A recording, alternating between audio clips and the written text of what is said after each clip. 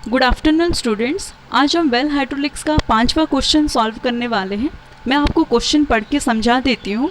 देखिए, gravity well है जिसका रेडियस 150 mm है। चलिए हम एक के बाद एक इसे ड्रॉ कर लेते हैं। पहले हम वेल को ले करवाते हैं एक हार्ड स्ट्रैटम के ऊपर। ये सपोज़ हमारा एक हार्ड स्ट्रैटम है, इसके ऊपर हमने वेल को ले किया। ये हमारा वेल है जिसे हमने ले किया हार्ड स्ट्रैटम के ऊपर। अब इस बेल का रेडियस जो है वो 150 mm है, तो रेडियस को हम हमेशा ही सेंटर से शो करेंगे। तो ये हो जाएगा हमारा रेडियस, जो कि हो जाएगा 150 mm यानी कि 0.15 मीटर। जब हमारा वेल में पंपिंग शुरू भी नहीं हुआ था, तो उस वेल का जो थिकनेस था, या फिर आप कह सकते हैं कि वाटर टेबल और वेल का बॉटम के बीच में जो हाइट था वो था 30.5 मीटर। वो था 30.5 मीटर, ठीक है। ये हाइट था 30.5। अब उसके बाद क्वेश्चन पढ़ लेते। कोफिशिएंट ऑफ परमेबिलिटी जो क्वेश्चन में गिवन है वो है इन मीटर पर मिनट। ये यूनिट काफ़ी इंपॉर्टेंट होता है, इसी के ही बेसिस पर हम डिस्चार्ज फाइंड करेंगे या फिर जो भी क्वेश्चन में गिवन है उसे हम फाइंड करेंगे, ठीक है। तो फर्स्ट जो भाग है क्वेश्चन का, फर्स्ट पार्ट है वो है कंप्यूट द स्पेसिफिक कैपेसिटी। हमें ये जो स्पेसिफिक कैपेसिटी है उसे कंप्यूट करना है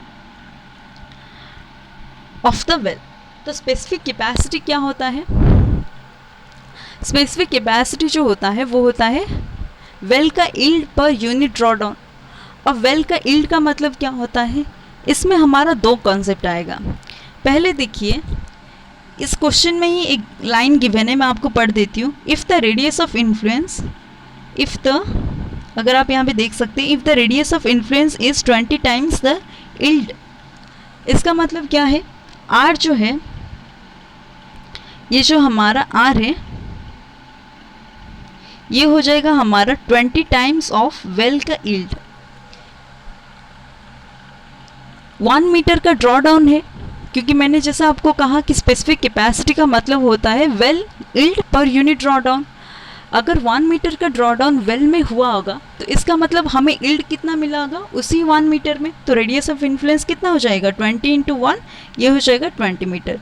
ये फर्स्ट कॉन्सेप्ट है, ठीक है। अब मीनवाइल जब हम प्रॉब्लम करते जाएंगे तो मैं आपको ये दूसरा कॉन्सेप्ट भी यील्ड का समझा दूंगी, ठीक है। तो यहाँ तक हमने ये पता कर लिया, रेडियस ऑफ इन्फ्लुएंस हमें मिल गया।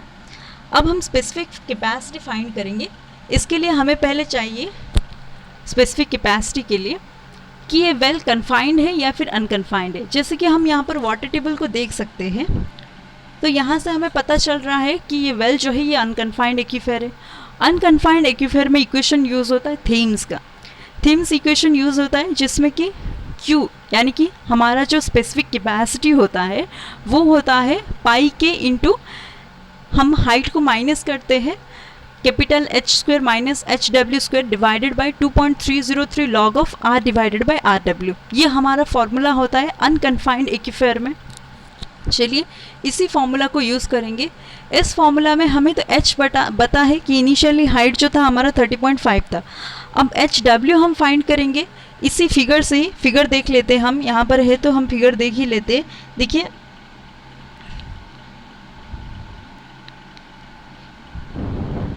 ये जो हमारा इनिशियली हाइट था ये था 30.5, ठीक है।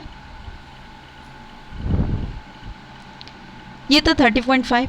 अब 1 मीटर का ड्रॉ डाउन हो गया, तो वाटर टेबल जो इनिशियली यहाँ पर था ये कुछ ड्रॉ होकर डिप्रेस होकर यहाँ आ गया होगा। इसका मतलब अब कितना वाटर टेबल है? अब हो जाएगा वाटर टेबल 30.5 माइनस 1, है ना।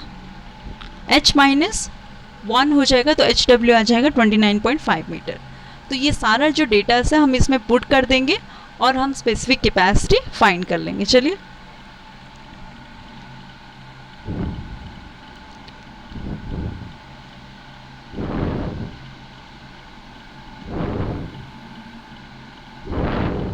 देखिए ये हमारा थेम्स का इक्वेशन अनकन्फाइंड एक्वीफर के लिए हमने यूज़ कर दिया।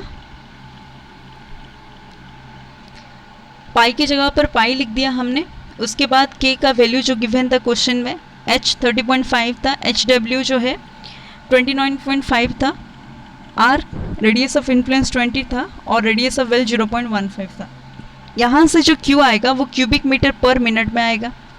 अब हम इसे लीटर पर सेकेंड में कन्वर्ट करेंगे, ठीक है।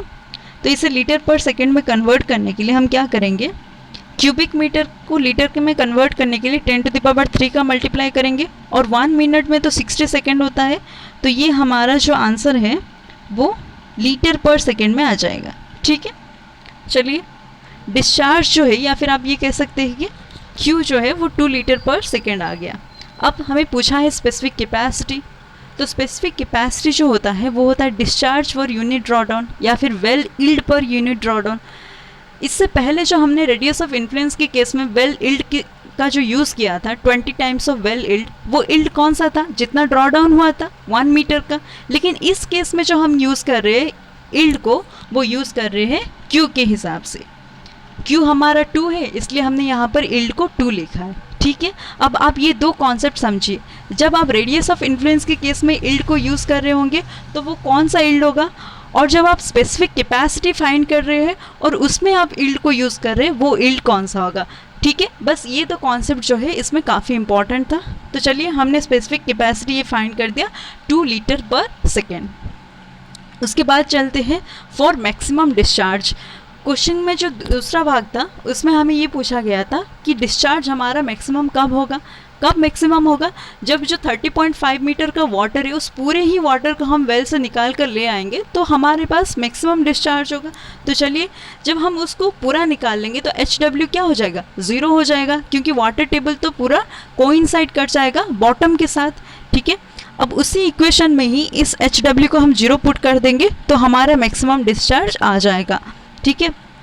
अब यहाँ पर एक और चीज़ आप देखिए, यहाँ पर फिर से हमारे रेडियस ऑफ इन्फ्लुएंस का केस है। चलिए हम देख लेते हैं इसे। यहाँ पर फिर से हमारा रेडियस ऑफ इन्फ्लुएंस जो है R वो है।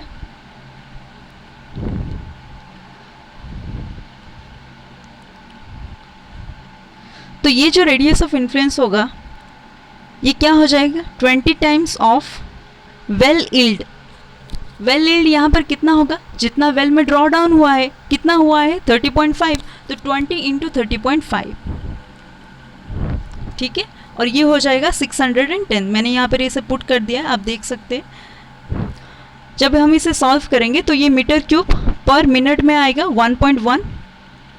अगर मैं आपको दिखाऊं इसे,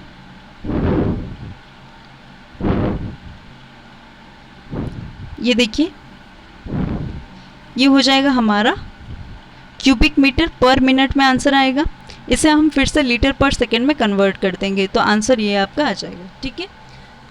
होपफुली आपको वो दो कॉन्सेप्ट समझ में आ गया होगा। मैं फिर से आपको बता देती हूँ कि अगर आप रेडियस ऑफ इन्फ्लुएंस के केस में इल्ड को यूज़ कर रहे हो तो वो इल्ड होगा जो वेल में ड्रॉ डाउन हो रहा है। अगर 1 मीटर का ड्रॉ डाउन हो रहा है तो 1 होगा, 30.5 का हो रहा है तो 30.5 होगा। उसी को अगर हम स्पेसिफिक कैपेसिटी फाइंड करने के लिए यूज़ करेंगे, वहाँ पर जो इल्ड होगा वो डिस्चार्ज होगा, वो क्यू होगा, ठीक है। चलिए, होपफुली आपको ये पूरा समझ में आ गया होगा। Thank you.